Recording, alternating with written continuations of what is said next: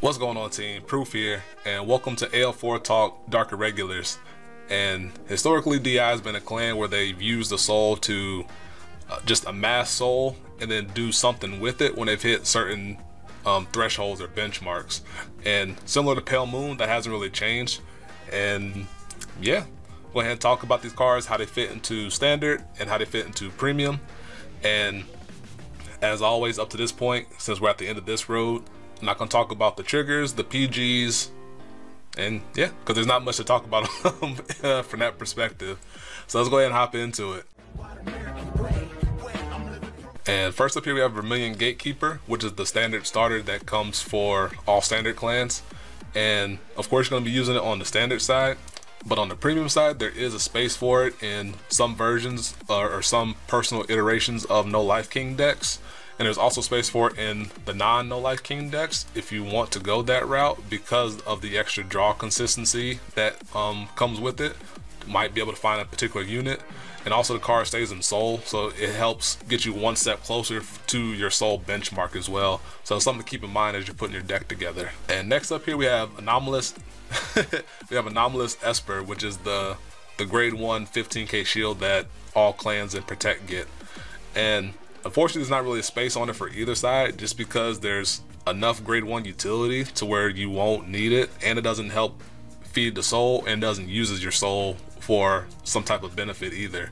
So it's not really going to be making the cut, especially because the premium decks are No Life King based and not Geese based, which is where you normally would see the grade 1 15k shield find a place. And next up here we have Werewolf Freewilliger, and I like that name, Freewilliger. And this card is useful because it can help +2 your soul while giving one of your units +5k. I know I'm just reading the card there, but that's pretty much what it's used for. And it just helps get you 2 steps closer to your soul benchmark. I haven't really seen it in a lot of standard decks because I think it mostly centers around Bicorn, Doreen the Thruster, and then which I call Vro. I think it's like Irregulars or something like that. I don't know that name for anything, but it's gonna be later on down the road. Just know I call it Vru for now. And since that kind of fills up your grade 1 slots, there's not really much space for it. There might be a tech option because I could see getting a lot of use out of that power buff and that +2 soul on an emergency type of situation. And on the standard side, that's where it's going to be fitting, and on the premium side there's not really any space for it in all, unfortunately. So cool name, but just doesn't quite make the cut. And then next up here we have Werebear Verfolger, and I really like this card, because it's a bear, of course, but its skill is powerful because of just the way that it scales throughout the game, and it's a pretty low investment because there's, outside of No Life King, there's not a ton of conflict when it comes to your counterblast usage, and you'd be able to just get a nice healthy buff out of your soul with Werebear here to be able to hit your opponent when they suddenly least expect it for a lot of power, especially from a Protect clan. And I like it as maybe like a 2 or a 3 of in on the standard side, just for that very reason, because it combos well with No Life King as like the remaining unit you want to keep on board after you've absorbed your 3. And on this premium side, I don't think it quite makes it. It could make it for that very reason, but I don't know per se, just because there's more cards that it has to compete with for that grade 2 slot, and that's a precious slot to have, and it's only an 8k outside of that. And then we have Succubus of Seductive Smile, which being able to boost and attack from the back row if it exists in the soul is kind of cool, but needing to have another one in the soul is kind of bleh, to where you don't really want to use it outside of that, and there's not enough space in your deck for a 9k vanilla to otherwise vanilla to make use in your deck, and it's not really going to make the cut in my opinion.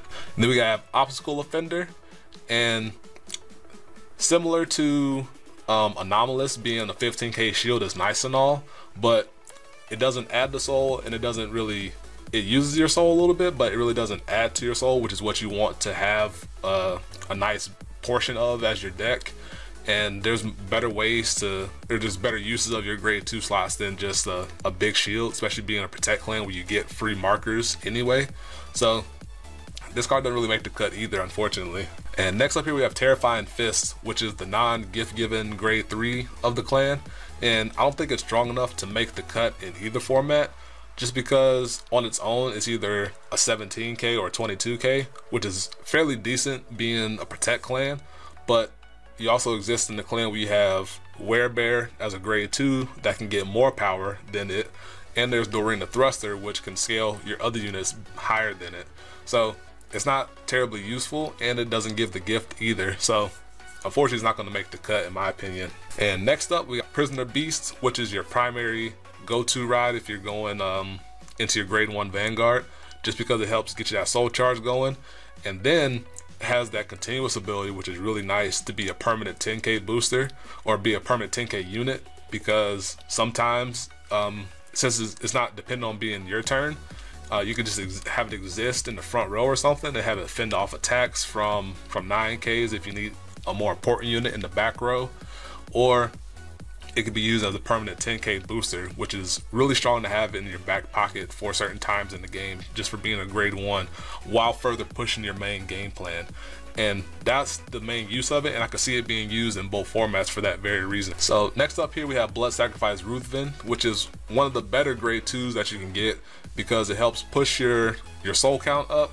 It can also give you a counter charge if you hit his compadre Vru Calicas, and that makes it really useful for that very reason, because it gives an extra use for Vru while also being a worthwhile card on his own. And then if you put Vru into the soul, which we'll get to, you can give a Vanguard plus 10,000, which is nice. But being an auto soul charger, like just help push your soul count further up, is really nice to have. And one big benefit to having Ruthven is that Ruthven can take a card from your damage zone as well, or from your drop zone.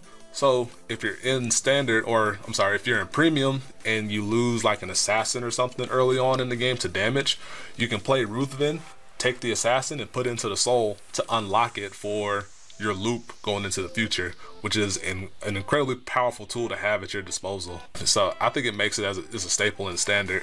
And then on the premium side, there is room for it. You just need to see if you want to add in Vru as well, just for that counter charge option, if room fits for both. Next up we have Werewolf Seeger. Almost called him Seeger Werewolf. He looks like Tales from the Crypt, not gonna lie. He's very bony and scaly. It's kind of freaky, but he is your primary go-to grade 2 ride if he's in your hand, just because that Vanguard attack soul charge 2 is so helpful. And then on top of that, he has the continuous abilities to be able to hit for a decent number. Unfortunately, it's only during your turn, so it can't exist as a 14k body on your opponent's turn, which would be nice in all honesty, because extra benefits are nice and it's free. But even on your own turn, it's still a 14k beater, which is decent enough. It's no Promise Daughter, because Promise Daughter is plus 6,000, but it's still decent enough, and you get the extra benefit on top of that. And to me, it's a staple, definite staple in standard, and there is room for it in premium, because there's a ton of room there to have a primary grade 2 ride that you want to have in some versions of your decks. Next up we have Ghoulish Despoiler, aka Despacito. And he's a really good grade 3 ride as well, because just for pretty much existing, you soul charge 2, then you get a free card back to your hand. Maybe get Ruthven back after you've used it one time. You can call it out and then replace the soul that you just lost. You might get Werewolf Seeker back, just to have a 14k beater. Get if you're playing grade 1 PGs, you can get a PG back to your hand. And I've seen Rydria use that as Rydria is a guy from my Discord channel. He actually got second behind Surreal at BCS London. So shout out to him for that. And he's a big DI player, and I've played against him with him using decks that use Ghoulish here, and him having the option to pull back a PG is useful as well. So there's room for it to be utilized outside of the protect gift as well. And then it also comes with it the ability to retire, just pinpoint retire units as well. And selective retire is kind of hard to come by with Dark Regulars, so it's nice to have that option available to you. But it comes with it the heavy soul investment to go with it. So see what you will with it, and then have to make a determination to add it to your deck. Then next up here we have far better new Doreen the Thruster. Old Doreen got plus 3k for the same similar-ish ability. I believe old Doreen only worked during the main phase, so this one here works for all forms of soul charging, or all forms of cards being put into your soul. So it works with No Life King sucking in units from your soul. It works with Despoiler soul charging. It works for all your other units as well. And just turning the soul charge 2 to further your deck, turn into plus 10k for Doreen to make her a temporary 16k booster, is so powerful when it comes to just giving that push through power for your cards. It's a nice asset to have on you, and I see it as a staple 4 of in standard. In premium, there is room for it, but a lot of that kind of centers around No Life King. You need to make space in your grade 1 lineups for other tech options in most cases, to where Doreen kind of gets she gets thrusted out to make space for those other cards as well. So it's kind of comes down to seeing what your deck needs and if Doreen fits that role for you. And next up we have Demon Eater, which is one of your better grade 3 options. Because of course it gives you the gift, but it has impressive synergy with No Life King, because it turns cards you guard with into soul. So no matter what, you can just turbocharge your soul just for her existing, which helps you to that soul threshold so quickly. And then on top of that, it can when she attacks, she can refund you cards in hand to help dig you deeper while pushing your soul charge count up as well.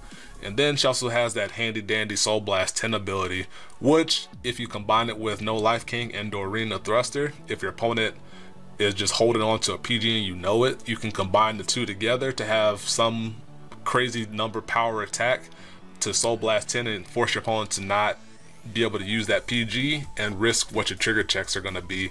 Or if they're at 5, you can just outright win the game at that moment in time.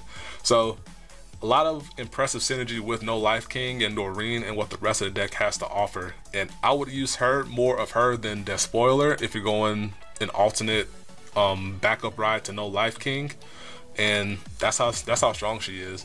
And I've seen her being used for similar purposes on both sides as well. Well, less so in premium, because there's other grade 3s you want to ride outside of No Life King if it comes to that point, such as Sullivan. And here is not the man of the hour, the name of the hour of Irregulars. And I call him Vru just because not a lot of times I just feel like saying Irregulars. And as I mentioned with Ruthven here, when he's put into the soul, you can give your Vanguard plus 10, but he also has that handy ability to where when he's retired from soul, you can soul charge 1, or you can also combo it up with Demon Eater to soul charge 2 as like a burst turbo 2, burst soul charge 2.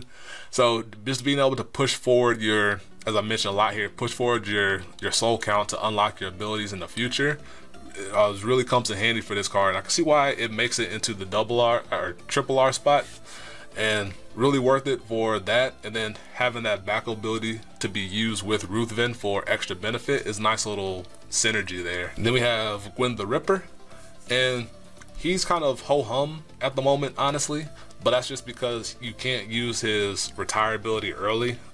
Like, it's nigh impossible to be able to use it on your grade 2 ride when you might want to use it. So the later your game goes, you're definitely going to unlock it for the future, but until then he kind of exists as a vanilla, and his soul charge is mandatory, so you need to keep that in mind as you play the card, because you don't want to get to the point of decking out because you played one too many Gwen the Rippers onto the board. And on the premium side of things, he has the very fortunate honor of being able to retire Hanali, which is a card that people have been teching in to stop No Life King from being able to combo them out. So if you play Gwen, you can drop Gwen on the board, soul charge 1, retire their Hanali, and then get your No Life King combo off after that. Definitely something to keep in mind as you're building both your decks. It currently has more worthwhile use in premium, but there still is a space out there for him to play a couple of them in standard, just for that on-demand retire. And last but not least, we have the big boy himself, No Life King Death Anchor. And if you guys haven't seen my video on the particular combo featuring him, definitely give that a look. But there's not really other things to be said about him. He's an incredible card. Being able to get power for all the cards of your soul as you place them, while giving his own self a buff because of the mandatory soul charge is really strong. And then if you have an extra one in soul, when you go for your loop, you can put a card, you can put him into the, you can re-ride him, get another soul charge, and give him X amount of power, and it makes a nice little handy restanding ability. Of course, it gets you closer to decking out, so you need to keep that in mind, which is why it comes with the critical on top of that. But it's definitely enough space there to maneuver with all your soul charging, even without the benefit of having a deck refresh in standard granted to you. In premium, there's of course the No Life King loop, and then there's other decks that you don't have to necessarily use the loop, but you can have No Life King as a backup finishing option as well. Now a lot of people have gone down that road, particularly because the No Life King loop is so powerful as it is. There's no really need to venture other avenues at the moment. But should anything happen to Assassin in the future, it's just something to keep in mind, to have other uses for No Life King available to you. So that'll do it for this whole AL4 Talk series. That'll do it for this particular clan. I hope you enjoyed this series here. I plan to do it for Ultra Rare when that comes out. And yeah, I'd love to hear your feedback on it and let me know what you think. So that'll do it for this video, and until the next one, peace, be easy.